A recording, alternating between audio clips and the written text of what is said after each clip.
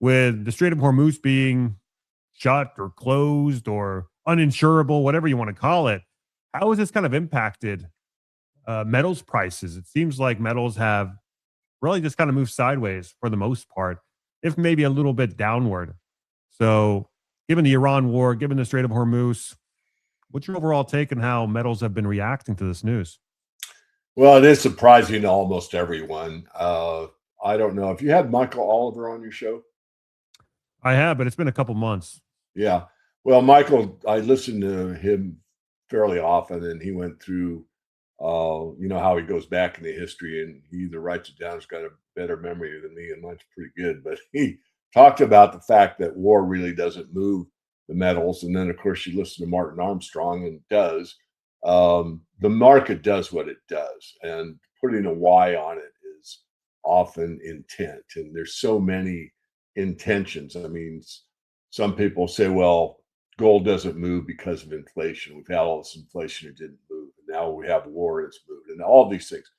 To get the market is a accumulation of a bunch of votes for different reasons. Somebody bought gold because they fear inflation. Somebody bought gold because of a crisis hit. Somebody bought gold because of war. Somebody sold it because of war. So that's the market. It's a makeup of a lot of votes for different reasons. So you really can't put it's this reason. Now, on the aggregate, in the total, a lot of those votes might be because long-term depreciation of the currency results in a failure of the currency. Okay.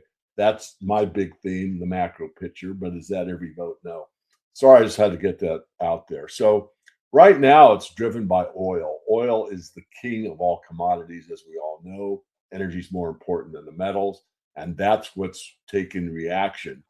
Now, there are times when we see situations such as the Straits of Hormuz, never seen this before. What I'm saying is we've had, like at the peak of the market in 1980, it was the Afghan war. And once that happened, that last oomph to the market, that last big push up, once the news was out, then the market, I wouldn't say collapsed. The silver market did, but it's because of the hunts and other things. But the gold market sold off pretty substantially as well. Right now, we're driven by oil, not by the metals. The metals, in my view, will consolidate here and they will come back, and we'll see both oil and gold move together. But right now, as you said, consolidation. I think I'm one of the few because I do listen not to everyone in the peer group. There's just there's so many of us now, but there is a few that I always try to, get listen to. And I would say the consensus from what I have, I won't say the consensus, my personal view is 6 weeks sideways, probably between 70 maybe up to 90 on silver, maybe more like 70 to 80, 82. And then gold, the same type of thing, consolidation. And then we're going to break out most likely the upside, and you'll probably see oil prices continue higher. So I think I oversold it there, Danny. Bring me back if you want. This is the crucial one, though. If this stays closed, we're going to have so many more problems that all revolve around oil use as nitrogen input for fertilizer, natural gas, oil, all the energy sector. I mean, just think about the transportation of food. The plowing of the fields is diesel.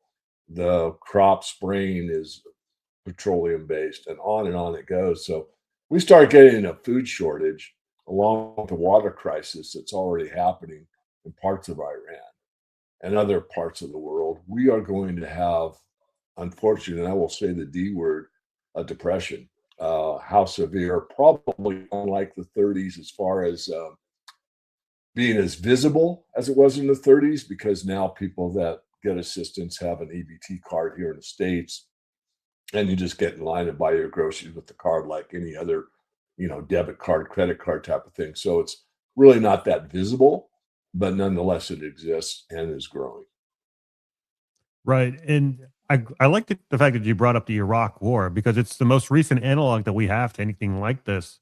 Granted, we don't have ground troops as of yet on the ground of Iran, but if you zoom back to February and March of 2003, this is a chart of gold.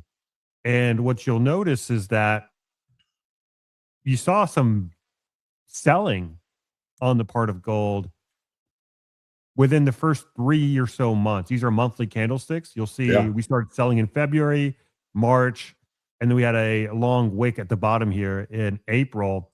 And things didn't really start to bottom until the third or so month of the conflict. And we're about 5 or 6 weeks in now. Um, so what do you make of this? And what exactly went on Yeah. here in Yeah. Well, war in I'm getting Iraq? excited because I love to verify, and I love the fact with StreamYard you can just bring these songs up and either confirm or deny. Hey, David, you're wrong. Look at this, and it does confirm it. Really, for my people, I mean, in the private work, I said, I think it's a minimum of 6 weeks, and I think it could go 3 months. So if I'm right about the longer term, it could go longer. Listen, I'm one of I say almost every interview, the market knows more than anyone. I don't care who you name as your favorite commentator, newsletter writer, financial analyst, whatever you want to name us. No one gets it right 100%. So based on, that monthly, so if we had 3 months, that would take us to the summer, which is usually the doldrums. So we're coming up on spring. So we've got April, May, June, which would be Hmm. 3 months. Let's say we go six. Then you got July, August, which is usually the low. Historically, August is the low for gold and silver. So that's 5 months in. So if we went that long, would it surprise me? No. And let me just pack on another favorite saying of mine that, silver market applies to gold as well, but silver particularly will scare you out or wear you out. And we get these long periods of time. Let's say we get 5 months where we're trading between 70 and 82, for an example. People that bought in at 50, they're happy, and 70 is a pretty good move on a percentage basis, especially in that time frame. They get worn out. Look, I made $20. The spreads are really high, I only netted, whatever it is, but I still made money. I'm out. That type of thing will happen, especially the longer it goes. And as I've said so many times, the function of a bull market is to shake people off. This is where the war started. You've got gold and green and oil and white, and they pretty much tracked each other. And so, if we are to expect higher oil prices, history should tell us that gold should come along for the ride pretty soon, once the selling subsides, whether it be because of liquidity issues from the Gulf states or from whatever other reason. Gold and metal should come back on for the ride because this previous correlation was sustained from 2003 all the way up until 2008 during the height of the Iraq War. Yeah, and that 2008 where we get that big drop off, that was the financial crisis, right? Hmm. Yep. Yeah, yeah. Yeah, I would, I'm not trying to mix, words or whatever. I would say, my best guess is 6 weeks. So that's all of, let's say it's all of April and all of May. So early June, we might see a handle on all information, especially in today's over information age. One of the best, in my opinion, is Jim Rickards. I probably consider him a friend. I mean, we have met and had some conversations. Regardless, he talked about, the ability for the petro yuan or whatever, talking about having a currency out of the BRICS and saying it's highly unlikely. And then he goes on to say they don't need to. They've got gold, and I agree with him. Now, whether or not they have a currency out of the BRICS, I agree with him. It's highly unlikely because for advanced capital markets, you got to have a bond market. They don't. And without that big barrel of liquidity that is the U.S. Treasury market, be it T bills, T notes, or T bonds, that's what drives the current economic system, no doubt about it. It's less important as it was, say, a decade ago, where maybe 78% of all trade was settled in dollars. Now it's 58%. So the BRICS are having an impact. They're settling currency to currency.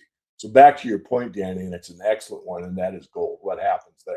And I'd say, yeah, absolutely, it could have a shift, and it's subtle too. You think about, the $1 you're speaking about, but that over time in the most precious commodity on the planet, oil, and all of a sudden we've got a toll booth going through the Straits of Hormuz, and everyone knows for long-term planning purposes that they're going to need to pay in gold to get through that toll booth, I'll call it, that will have an impact over time.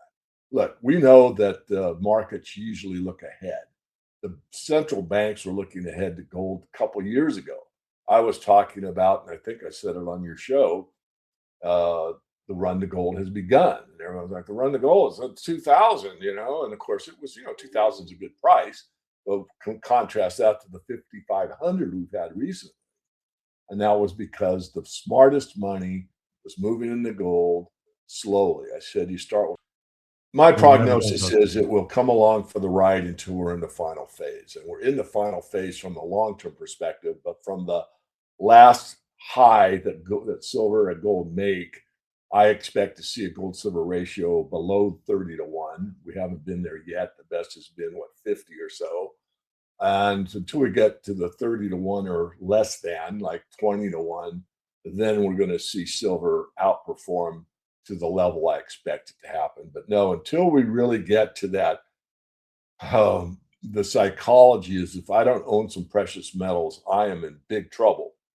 If people buy it out of fear, the FOMO, fear of missing out, the fear of my dollar isn't going to be worth anything or my yen isn't going to be worth anything. And people, the public at large, comes back in the market. People that buy that have never bought before, people buy that used to call us tinfoil hat conspiracy theorists.